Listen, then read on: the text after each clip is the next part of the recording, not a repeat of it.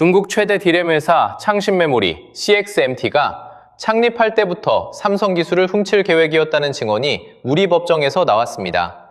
밖에서 떠도는 소문이 아닙니다. 그 회사 창립 멤버로 들어갔던 사람 입에서 직접 나온 말입니다. 이 사람이 누군지 아십니까? 삼성전자에서 28년을 일했습니다. 28년. 신입으로 들어가서 머리가 반백이 될 때까지 그 회사 밥을 먹은 사람이에요. 그런데 2016년 이 사람은 중국으로 건너가 창신메모리의 창립 멤버가 됩니다. 중간에 슬쩍 들어간 것도 아니고 창립 멤버입니다. 회사 문 열 때 그 자리에 있었다는 얘기예요. 그리고 지난 4월 국가 핵심 기술 유출 혐의로 징역 7년을 선고받았습니다. 지금 항소심에서 선처를 구하고 있죠. 그 사람이 법정의 증인으로 나와서 이렇게 말했습니다. 창신은 설립 당시 연구소도 없었고 설비도 없었다. 자체 기술을 개발할 의지 자체가 없었다. 처음부터 CTO 등이 삼성전자의 핵심 공정 기술을 탈취해서 D램을 개발하려고 했다. 이게 어떤 말인지 아시겠어요? 반도체 회사를 세웠는데 연구소가 없었다는 겁니다. 실험실도 없고 장비도 없고 도면 한 장도 없었다는 거예요. 그런데 회사는 만들었어요. 그러면 뭘로 반도체를 만들 생각이었을까요? 답은 하나뿐이죠. 남의 걸 가져오는 겁니다. 애초에 사업계획서 첫 페이지가 삼성에서 빼온다였다는 얘기예요. 저는 이 증언을 처음 봤을 때 손이 좀 떨렸습니다. 그동안 우리가 막연히 중국이 좀 베낀 것 같긴 한데 하고 의심만 했던 그 부분을 안에 있던 사람이 확인해 준 거잖아요. 그것도 이미 유죄를 받은 상태에서 형을 조금이라도 줄여보려고 진실을 털어놓는 자리에서 나온 말입니다. 그래서 법조계에서도 이건 신빙성이 높다는 평가가 나오는 거고요. 거짓말을 해서 얻을 게 없는 자리에서 나온 말이니까요. 그럼 그 창신메모리가 지금 어떻게 되어 있는지 보실까요? 지난 1분기 매출이 1년 전보다 719% 늘었습니다. 70%가 아니라 719%. 7배가 넘게 뛴 거예요. 세계 D램 시장 점유율은 8% 수준까지 올라와서 마이크론 D를 바짝 쫓는 4위 자리를 붙였습니다. 1년 전엔 3%였어요. 그리고 지난 7월 27일 이날이 압권이었습니다. 상하이 증시에 상장을 했는데 첫날 주가가 466% 폭등했어요. 공모가 8.66위안이 하루 만에 49위안이 됐습니다. 시가총액 3조 2,700억 위안, 우리 돈으로 약 719조 원. 중국 공상은행을 제치고 중국 본토 증시 시가총액 1위에 올랐습니다. 삼성전자 시총의 절반, SK하이닉스는 훌쩍 넘는 몸값을 상장 하루 만에 갖게 된 거예요. 반도체는 시간이 돈이고 경험이 자산인 산업입니다. 삼성이 D램 하나 붙잡고 40년을 갈아 넣었어요. 그걸 10년 만에 따라온다? 정상이 아니죠. 그 비정상의 뒷면으로 들어가 봅시다. 이제부터는 좀 침착하게 들어주세요. 화내면서 들으면 놓치는 게 많습니다. 검찰이 밝혀낸 구조가 정말 소름 돋습니다. 이게 한두 사람이 욱해서 저지른 일이 아니었어요. 팀이 있었습니다. 그것도 1기 개발팀, 2기 개발팀으로 나뉜 릴레이 구조였습니다. 먼저 1기, 삼성전자 부장 출신 김모 씨가 2016년 CXMT로 넘어가 1기 개발실장을 맡습니다. 여기에 삼성연구원 출신 전모 씨가 붙습니다. 그리고 이 두 사람에게 자료를 넘긴 또 다른 삼성 퇴직자 A 씨가 있었어요. 이 A 씨가 어떻게 자료를 빼냈는지 아십니까? 손으로 베꼈었습니다. 삼성 공장 안에서는 USB도 못 꽂고 사진도 못 찍습니다. 파일 하나 밖으로 빼는 게 거의 불가능해요. 그러니까 노트에 볼펜으로 공정 조건을 한 줄 한 줄 옮겨 적은 겁니다. 검찰 표현이 정확합니다. 수백 단계의 공정 정보를 노트에 베껴 유출했다. 퇴사 직전 마지막 나흘 동안 수십 장 분량을 손글씨로 써서 나갔다는 정황이 확인됐다고 합니다. 이 A씨, 지금 어디에 있는지 아십니까? 인터폴 적색 수배 중입니다. 나라 밖으로 나가서 안 들어오고 있어요. 저는 이 장면이 계속 머릿속에 그려집니다. 20년, 30년 다닌 회사 사무실에 마지막으로 앉아서 옆에서는 동료들이 평소처럼 일하고 있는데 혼자 노트를 펴놓고 회사의 심장을 한 글자씩 옮겨 적는 뒷모습. 그러면서 무슨 생각을 했을까요? 여기서 아주 중요한 이야기를 하나 하겠습니다. 어떤 분들은 공정 조건 정도는 머리에 남아있는 거 아니냐, 그걸 어떻게 유출로 보나 하실 수 있어요. 실제로 업계에서도 회사에서 배운 기술이 내 것과 명확히 구분되느냐고 반문하는 사람이 있습니다. 그런데 현직 엔지니어의 반박이 정말 명쾌합니다. 제품 하나에 들어가는 공정 설명서가 70에서 80페이지에 달한다고 해요. 거기 적힌 숫자 하나만 달라도 조성비가 완전히 달라집니다. 용접하고 자르는 것도 다 정해진 조건 안에서 움직여요. 그 조건 하나하나를 다 외운다는 건 불가능하다는 겁니다. 그래서 이 엔지니어가 이렇게 말합니다. 도면을 찍어가거나 유출하지 않는 이상 머리로 외워갈 순 없어요.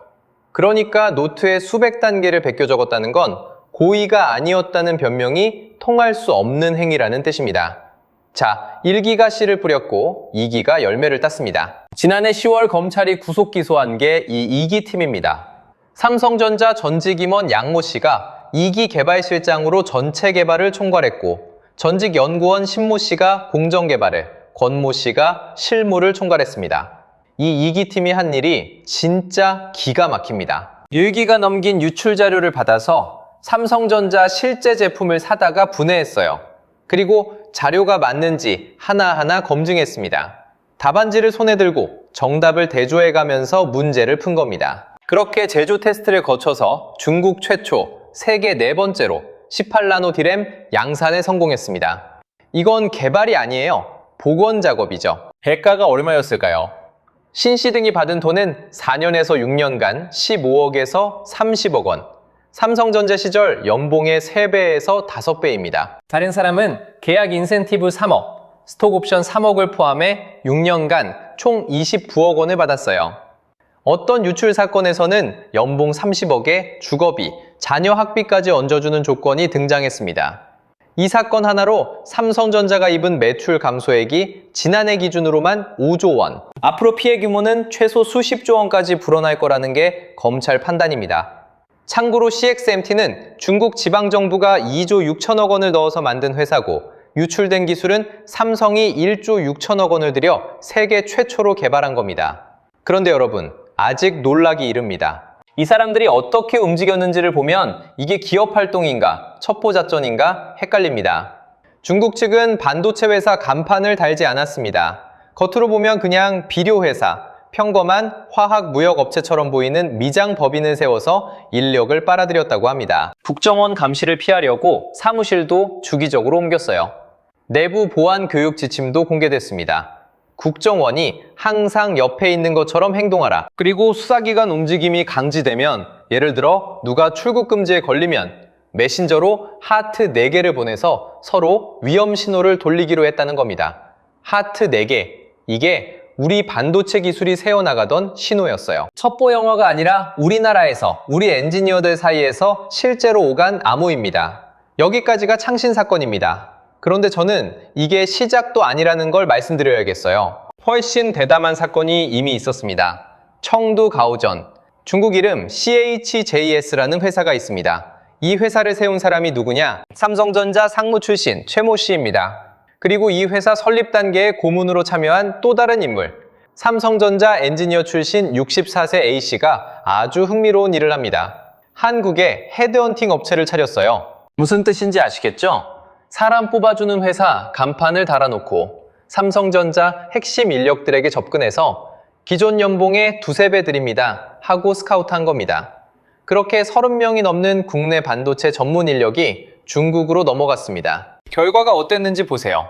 이 사람들의 지식과 기술로 중국 현지에 디램 공장을 세웠고 공장 준공 1년 3개월 만인 2022년 4월 웨이퍼 생산에 성공했습니다. 보통 10억 웨이퍼 하나 뽑는데 4년에서 5년이 걸립니다. 그걸 1년 3개월에 했어요. 사람이 곧 기술이라는 게 이렇게 증명되는 겁니다. 경찰은 이 사건 피해 기술의 경제적 가치를 4조 3천억 원으로 갔습니다. 파급 효과까지 넣으면 그 이상이라고 했고요. 여기서 제가 진짜 화가 나는 대목이 나옵니다. 이 헤드헌터 A씨한테 적용된 법이 뭔지 아십니까? 산업기술보호법이 아닙니다. 직업안정법입니다. 무등록으로 국외 직업 소개업을 했다는 죄예요. 4조 원짜리 국가기술을 패돌리는 통로를 만든 사람에게 붙은 죄명이 허가 안 받고 취업 알선했다였습니다. 왜냐? 우리 법이 자료 유출은 처벌하는데 사람 빼가기는 처벌 조항이 사실상 없었기 때문이에요. 직업안정법 위반은 5년 이하 징역 또는 5천만 원 이하 벌금입니다. 경찰이 브리핑에서 직접 말했습니다. 규제 회피가 용이한 인력 유출 방식으로 기술이 유출되는 현실에서 보다 엄정한 법 개정을 통해 사회적 경종을 울릴 필요가 있다. 수사한 경찰이 답답해서 하는 얘기예요. 더 어이없는 사건도 있습니다.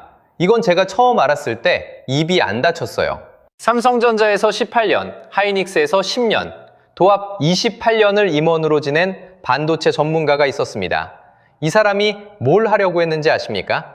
중국의 삼성전자 반도체 공장에 복사판을 세우려고 했습니다. 공장 설계도면, 공정 배치도를 통째로 빼돌려서요. 그런데 위치가 압권입니다. 중국 시안에 있는 삼성전자 반도체 공장에서 불과 1.5km 떨어진 곳이었어요. 걸어서 20분 거리에 쌍둥이 공장을 짓겠다는 계획이었습니다. 이게 실행됐으면 대만 업체가 8조 원을 투자하기로 되어 있었는데 그 투자가 무산되면서 미수에 그쳤습니다. 한경협은 기업들이 가장 큰 충격을 받은 기술 유출 사건으로 바로 이 사건을 꼽았습니다. 당연하죠. 제품을 베끼는 게 아니라 공장을 베끼는 겁니다. 그럼 이런 유출이 왜 이렇게 쉽게 되는 걸까요? 이 부분은 현직자들 이야기를 들어보면 좀 허탈해집니다. 한 2차 전지회사 기술직 직원이 인터뷰에서 이렇게 말했어요. 출근할 때 휴대폰 카메라 렌즈에 보안 스티커를 붙입니다. 이 스티커는 한번 떼면 자국이 남아요. 그런데 자국이 있어도 저절로 떨어졌다고 하면 별 의심 없이 통과시켜준다는 겁니다. 그러면서 이렇게 말합니다. 마음만 먹으면 스티커를 2장 준비하는 식으로 보안을 뚫을 수 있을 거예요. 또 다른 디스플레이 연구원은 이렇게 말했습니다. 회사 들어갈 때 금속 탐지기를 통과하는데 휴대폰 같은 금속 소지품을 잠깐 올려놓는 레일이 있어요. 거기에 밖에서 가져온 USB를 살짝 끼워 넣고 통과해도 아무도 모를 것 같았다고요. 세계 최고 기술을 지키는 방어선이 스티커 한 장과 레일 하나였다는 얘기입니다. 그리고 실제로 뚫립니다. 재택근무 중에 회사 보안 자료에 접근해서 스마트폰으로 수백 건을 촬영한 삼성전자 직원이 적발됐고 반도체 엔지니어가 핵심 기술 자료 수십 건을 개인 메일로 보내다가 걸려서 해고됐습니다. SK 하이닉스에서는 이런 일이 있었어요. 중국 상하이 사무소에서 일하던 전 직원이 화웨이 자회사로 옮기려고 자료를 빼냈습니다. 회사 업무용 노트북을 재택근무지로 들고 나가서 아이패드로 HBM 관련 자료 77장을 찍었어요. 그런데 수사 과정에서 밝혀진 실제 규모는 자료 170개, 사진 5,900장이었습니다. 게다가 사진 찍을 때 SK 하이닉스 로고를 지우고 촬영했다고 합니다. 출처를 감추려고요. 이 사람 형량은 항소심에서 징역 1년 6개월이었습니다. 또 SK 하이닉스의 HKMG라는 핵심 기술이 중국으로 넘어간 사건도 있었죠. 유출자가 누구였는지 아십니까? 중국 법인에서 일하던 중국 국적 30대 여성, 고객 상담실 책임자급 직원이었습니다. 관련 자료를 출력해서 빼냈어요. 회사 손실이 수천억 원이라는 얘기가 나왔습니다. 이제 반도체 밖으로 나가봅시다. 여기가 더 심합니다. 디스플레이. 삼성 디스플레이 전 수석 연구원 연모 씨가 유출한 자료는 감정 결과 2,412억 원 상당, 중국과의 기술 격차 최대 10년을 한 번에 없애줄 수 있는 가치라고 평가됐습니다. 형량은 징역 5년, 벌금 5천만 원. 갤럭시의 그 공면 화면, 엣지 패널 기억하시죠? 그 기술을 중국에 넘긴 톱텍 사건에서 삼성 디스플레이 추산 피해액이 6조 6천억 원이었습니다. 그런데 1심에서 무죄가 나왔어요. 유출된 정보가 영업비밀로 인정되지 않는다는 이유였습니다. 대법원까지 가서야 징역 3년이 확정됐습니다. 6조 6천억에 징역 3년, 그것도 대법원까지 끌고 가서요. 작년 10월엔 이런 얘기도 돌았습니다. 삼성이 야심차게 준비한 2번 접는 폰, 트라이폴드의 핵심 기술이 중국 업체에 넘어갔다는 보도가 나왔어요. 대가가 65억 원이라는 말이 있었고 유출에 사용된 아이디가 북한 꼬마였다는 얘기까지 전해졌습니다. 경찰이 아산 캠퍼스를 압수수색했죠. 다만 삼성 디스플레이 측은 65억이라는 금액과 해당 기술 모두 사실이 아니다 라고 부인했습니다. 그래서 이건 확정된 게 아니라는 점 분명히 말씀드립니다. 다만 이런 얘기가 돌았을 정도로 업계가 뒤숭숭했다는 건 사실이에요. 배터리. 올해 2월 LG 에너지 솔루션 전 직원이 2차 전지 제조 공정 관련 국가 핵심 기술과 영업비밀 40건을 빼돌려서 유료 자문에 활용한 혐의로 징역 3년을 받았습니다. 자기 회사 기술을 돈받고 남에게 강의한 겁니다. 조선. 이건 업장이 무너집니다. 우리가 중국한테 확실히 앞선다고 자부하던 LNG선, 그 화물창 설계 기술이 유출된 정황이 포착됐어요. 유출된 설계도에 담긴 게 LNG선 등 첨단 선박 69척을 만들 수 있는 분량이었습니다. 설계비와 개발비만 따진 직접 피해액이 5,175억 원. 앞으로 놓칠 수주까지 넣으면 수십조 원이라는 계산이 나옵니다. 그리고 정말 특이한 사건 하나. 이건 성격이 좀 다릅니다. 올해 3월 삼성전자 IP센터, 즉 특허를 다루는 부서 직원이 구속 기소됐습니다. 뭘 했느냐? 특허 관리 기업, 이른바 특허 괴물 대표한테 100만 달러, 약 15억 원을 받고 삼성에 특허 분석 자료를 넘겼습니다. 이게 왜 심각한지 검찰이 아주 절묘하게 설명했어요. 포커 게임에서 상대방이 어떤 패를 가졌는지 알고 베팅하는 것과 같다. 삼성 전문가들이 이 특허 공격은 이렇게 막고 여기는 약하니 여기서 물러난다고 정리한 대응 전략 문서가 상대방 손에 들어간 겁니다. 그 특허 괴물은 이 자료를 들고 협상장에 앉아서 삼성과 상천만 달러, 약 449억 원짜리 계약을 따냈습니다. 그리고 그 실적으로 회사를 상장시키려 한 정황까지 나왔어요. 더 놀라운 건 이 직원의 복료입니다. 사내 메신저로 자료를 넘겨주면서 이렇게 조언했다고 합니다. 특허 괴물에는 귀중한 소스이니 대가로 500만 달러를 요구하라. 그리고 이 직원은 재직 중에 몰래 자기 특허 관리 회사를 따로 만들어서 삼성전자를 상대로 특허 공격을 준비하고 있었습니다. 회사 안에서 회사를 공격할 칼을 갈고 있었던 거예요. 자, 이제 여러분이 가장 궁금해하실 부분. 이 사람들, 그래서 얼마나 처벌받았나? 여기서부터는 제가 감정 조절을 좀 못할 것 같습니다. 역대 최고형이 얼마인지 아십니까? 삼성 기램 기술을 CXMK에 넘긴 전직 부장 김모 씨, 파기환송심, 징역 6년 4개월에 벌금 2억 원. 이게 우리나라 산업기술 해외 유출 사건에서 법원이 선고한 역대 최고 형량입니다. 그나마 1심과 2심의 일부 무죄 판단을 대법원이 비집어줘서 이만큼 나온 거예요. 옆 나라를 보시죠. 올해 4월 대만 법원은 TSMC의 최첨단 공정 영업 비밀을 빼돌려 일본 기업에 넘기려 한 전 직원에게 징역 10년을 선고했습니다. 넘기려 한 겁니다. 미수예요. 그런데 10년. 대만 검찰은 중국으로 빼돌리려던 다른 TSMC 전 직원에게 징역 7년을 구형했고요. 미국은요? 항공기 엔진 기술을 중국에 유출한 사건에서 징역 20년이 나왔습니다. 대만 10년, 미국 20년, 우리는 역대 최고 6년 4개월, 4년 가까이 차이가 납니다. 더 심한 통계를 보여드릴까요? 2021년 산업기술보호법 위반으로 처리된 1심 형사사건 33건을 분석했더니 무죄가 60.6%, 집행유예가 27.2%였습니다. 합치면 87.8%, 벌금형과 실형은 각각 2건씩 6.1%에 그쳤어요. 10명 중 9명이 감옥에 안 갑니다. 특허청이 영업비밀 관련 형사사건을 전수조사했더니 무죄율이 34.5%였습니다. 일반 형사사건 1심 무죄율이 1%가 안 됩니다. 30배 넘게 높은 거예요. 왜 이럴까요? 기술사건은 판사가 내용을 이해하기 어렵고 피해액 산정이 힘들고 피고인들 대부분 초범인데다 화이트 칼라라서 참작을 받고 상대편은 국내 최고 로펌이 붙습니다. 논리고리 하나만 끊어지면 무죄가 나오는 구조예요. 미국은 어떻게 하는지 아십니까? 경제 스파이법이라는 걸 만들어서 유출이 미수에 그쳐도 심지어 공모 단계에만 머물러도 처벌합니다. 브로커도 잡습니다. 핵심 인력에게 접근하는 초기 단계부터 차단해요. 그리고 결정적으로 영업비밀을 훔친 사람의 재산과 이익을 몰수할 수 있습니다. 우리는요, 범죄에 사용된 물건만 몰수할 수 있습니다.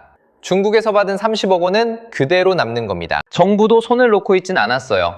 2024년 대법원 양형위원회가 국가 핵심 기술 해외 유출 권고 형량을 최대 징역 18년으로 올렸습니다. 산업기술보호법도 개정해서 벌금 상한을 15억에서 65억으로 높였고요. 릴리업 브로커도 처벌 대상으로 새로 넣었습니다. 지난 2월 26일에는 국회가 70년 만에 간첩죄 적용 범위를 외국 또는 이에 준하는 단체까지 넓히는 형법 개정안을 통과시켰습니다. 방향은 맞습니다. 그런데 결과를 보세요. 브로커 처벌 조항이 시행된 뒤 지금까지 이 조항으로 기소된 사례가 단 한 건도 없습니다. 0건이에요. 유출한 본인 입증도 어려운데 은밀하게 움직이는 브로커의 알선 행위를 어떻게 구체적으로 입증하겠냐는 회의론이 수사기관 안에서 나옵니다. 여기에 오는 10월 중대범죄수사청이 출범하는데 관련법이 기술 유출을 사이버 범죄로 한정해놨어요. 그런데 실제 기술 유출은 대부분 사이버가 아닙니다. 노트에 손으로 베껴 쓰고 아이패드로 찍고 사람을 빼가는 오프라인 방식이죠. 조문을 엄격히 적용하면 대다수 기술 유출이 중수청 대상에서 빠집니다. 이러니 국민 여론이 어떻겠어요? 최근 조사에서 90.7%가 처벌을 더 강화해야 한다고 답했습니다. 현행 유지 5.3%, 완화 3.2%. 10명 중 9명이 같은 생각인 사안, 이 나라에서 이렇게 의견이 일치하는 주제가 또 있습니까? 댓글창에는 이건 절도가 아니라 이적행위다. 6년 살고 나와서 받은 30억으로 편히 사는 거냐는 말들이 쏟아졌습니다. 저도 똑같은 생각을 했습니다. 자, 그런데 여기서 이야기를 끝내면 너무 억울하죠? 우리가 앉아서 털리기만 한 게 아닙니다. 실제로 상대를 무릎 꿇린 이야기를 해드리겠습니다. 가장 통쾌한 건 삼성 디스플레이와 BOE의 3년 전쟁입니다. BOE는 중국 최대 디스플레이 회사예요. 애플에도 OLED를 넣습니다. 삼성 디스플레이는 2023년 10월 31일 이 회사를 미국 국제무역위원회 ITC에 영업비밀 침해로 제소했습니다. 처음엔 반응이 시원치 않았어요. 그해 3월 특허 침해 소송에서 ITC가 BOE의 침해는 인정되지만 미국 내 산업 피해가 없어서 관세법 337조 위반은 아니다 라고 판단한 적이 있었거든요. 또 흐지부지 되겠지 하는 냉소가 많았습니다. 그런데 작년 7월 예비 판결이 나왔습니다. ITC 행정판사가 BOE와 자회사 7곳이 삼성 디스플레이의 OLED 영업비밀을 침해했다고 인정했어요. 그리고 내린 처방. 저는 이 숫자 보고 소리를 좀 질렀습니다. BOE 패널의 미국 수입을 14년 8개월간 금지하라. 15년입니다. 한 세대를 미국 시장에서 지워버리라는 얘기예요. 디스플레이 업계에서 전례를 찾기 어려운 강경한 권고였습니다.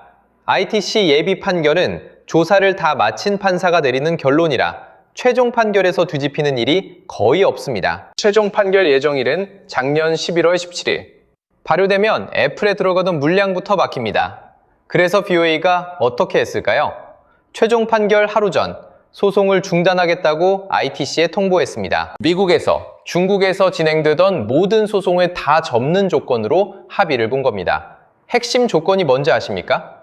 BOE가 삼성 디스플레이의 특허 사용료, 로열티를 낸다는 겁니다. 로열티는 보통 그 특허로 번 매출의 일정 비율로 매깁니다. BOE가 OLED 패널을 팔면 팔수록 삼성 디스플레이 통장에 돈이 쌓이는 구조가 된 거예요. 애플에 넣는 물량까지 포함해서요. 훔쳐서 만든 물건 팔지 말라고는 안 할게. 대신 팔 때마다 우리한테 돈 내. 이게 판결문 안 쓰고 받아낸 결론입니다. 삼성 디스플레이는 그냥 억울하다고 소리만 지른 게 아니에요. 텍사스 동부법원에 걸었던 소송을 일부러 취하하고 특허권자에게 우호적이고 판결이 빠른 버지니아 동부법원으로 다시 제소하는 전략까지 썼습니다. 이길 판을 골라서 몰아붙인 겁니다. 배터리에서도 통쾌한 장면이 있었습니다. LG 에너지 솔루션은 특허 관리회사 튤립 이노베이션을 앞세워 중국 배터리 업체들을 유럽에서 두들겼습니다. 작년 7월 독일 법원이 중국 서너 달을 상대로 LG손을 들어줬어요. 판결 내용이 매섭습니다. 독일 내 판매 금지, 보유 물량 회수 및 폐기, 손해배상 원칙 인정, 그리고 피해 산정을 위해 회계자료 제출. 팔지도 말고 있는 것도 버리고 장구까지 열어라. 이 소식에 주가가 8% 넘게 뛰었죠. 이 흐름을 타고 3연승을 했습니다. 그리고 올해 6월 2년을 버티며 우리는 침해 안 했다고 주장했던 중국 신왕다가 백기를 들었습니다. LG와 특허 라이선스 계약을 맺었어요. 돈 내고 쓰겠다고 인정한 겁니다. LG는 여기서 멈추지 않고 지난 7월엔 중국 EV e에너지를 미국 ITC에 제소하면서 전선을 넓혔습니다. 물론 항상 이기진 않습니다. LG화학은 중국 양극재 업체와 붙은 싸움에서 중국 특허청이 우리 특허 여러 건을 무효라고 판단해 애를 먹었어요. 중국 안에서 중국 회사와 싸우면 판이 기울 수 있다는 게 현실입니다. 그래서 전략이 미국과 유럽으로 무대를 옮기는 쪽으로 바뀐 거죠. 이제 마지막으로 가장 많이 들어오는 질문에 답하겠습니다. 그래서 이제 중국한테 따라잡힌 거냐? 여기서부터는 감정을 내려놓고 숫자로만 말씀드립니다. 아닙니다. 아직 격차는 아주 큽니다. CXMT가 지금 주력으로 만드는 D램이 16나노급입니다. 삼성과 SK하이닉스는 1B나노를 양산하며 1C나노로 넘어가는 중이에요. 공정 세대로 두세 단계 뒤에 있습니다. 가장 중요한 건 수율입니다. SK하이닉스 부사장 출신인 심대용 동아대 교수는 최근 인터뷰에서 격차가 2년에서 3년이 아니라 5년 이상이고 좁혀지기보다 벌어질 가능성이 크다고 했습니다. 근거가 셋이에요. 첫째, CXMT는 EUV 노광 장비를 못 씁니다. 둘째, DDR5 수율이 50% 수준입니다. 샴어파 기준이 80에서 90%인데 절반만 건진다는 얘기죠. 셋째, 고객 신뢰 이력이 없습니다. 미국 분석업체 세미애널리시스에 따르면 CXMT의 DDR5 비트당 원가는 선두 세 사보다 30% 넘게 높습니다. 다시 말해 지금 CXMT가 돈을 버는 건 제품이 좋아서가 아니라 메모리 값이 폭등했기 때문이에요. 업황이 꺾이면 그 마진은 바로 사라집니다. HBM은 아예 다른 얘기입니다. AI 반도체에 들어가는 그 고성능 메모리, 지금 엔비디아가 줄 서서 사가는 물건, 여기 격차는 4년에서 5년입니다. 우리는 올해 2월 6세대 HBM사 양산을 시작했고 카운터포인트 리서치는 올해 HBM사 시장을 SK하이닉스 54%, 삼성 28%, 마이크론 18%로 봤습니다. 셋이서 100%를 나눠 먹습니다. CXMT는 이제 HBM3 개발에 착수한 단계예요. 같은 링에 못 올라와 있는 겁니다. 더구나 HBM4부터는 판이 바뀌었습니다. 메모리 아래에 두뇌 역할을 하는 로직 다이를 깔아서 고객 맞춤형으로 만들어야 해요. 메모리만 잘 만들어선 안 되고 설계 능력이 절반입니다. 엔비디아와 AMD는 12개월에서 18개월마다 신형을 내는데 인증을 한 번 놓치면 그 세대는 끝입니다. 이 살벌한 리듬을 몇 년째 통과해온 회사가 우리 두 곳이에요. 특허도 그렇습니다. 중국이 반도체 특허를 어마어마하게 쏟아냅니다. 2024년 한 해에만 44,691건, 전년보다 42% 늘었어요. 숫자만 보면 압도적이죠. 그런데 그 특허의 98%가 자국 안에만 출원된 겁니다. 삼성은 미국과 중국에 균형 있게 깔아놨어요. 무슨 차이냐면 중국 특허는 중국 땅에서만 방패가 됩니다. 미국 법정, 유럽 법정에 가면 아무 힘이 없어요. 그래서 BOE가 ITC에서 막을 카드가 없어 합의로 도망친 겁니다. 수만 건의 특허가 국경 앞에서 종이가 되는 순간이었죠. 다만 당심할 수 없는 게 있습니다. CXMT는 상장으로 14조 원 넘는 실탄을 챙겼습니다. 파산한 독일 키몬다 특허를 2019년에, 미국 램버스 특허를 2020년에 사들였고 지금 CXMT에서 일하는 한국인 엔지니어가 업계 추정 최소 200명 이상입니다. 총 보상 3배를 제시하며 핵심 연구개발 인력을 개별 접촉하는 방식으로 전략을 바꿨다는 보도가 나왔어요. 광범위하게 뿌리는 게 아니라 딱 필요한 사람만 조준한다는 겁니다. 세미애널리시스의 분석이 전국을 찌릅니다. CXMT를 움직이는 힘은 독일에서 사온 특허가 아니라 한국과 대만에서 온 사람들이 만든 자체 연구개발 역량이라고요. 그리고 여기 우리 발등에 불이 있습니다. 감사원이 지난해 산업부에 반도체 인력 수요 전망을 뜯어봤더니 퇴직에 따른 대체 수요를 0명으로 잡아놨습니다. 다시 계산하니 대체 수요만 8만 9천 명이 나왔어요. 필요 인력이 12만 7천 명에서 18만 1천 명으로 늘었습니다. 그런데 우리 대학과 직업계고가 배출하는 반도체 인력은 해마다 5천 명 수준입니다. 빼앗기는 데는 하루, 길러내는 데는 몇 년. 이게 진짜 무서운 계산입니다. 정리하겠습니다. 기술 격차는 아직 우리가 크게 앞서 있습니다. 그건 사실이고 자랑스러워해도 됩니다. 하지만 우리가 진짜로 무서워해야 할 상대는 중국이 아니라고 생각합니다.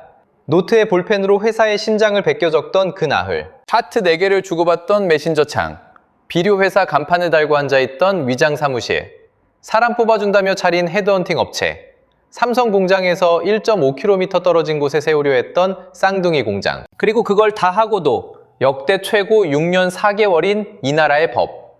기술은 훔칠 수 있습니다. 하지만 훔친 기술로 40년 축적을 따라잡을 수는 없어요.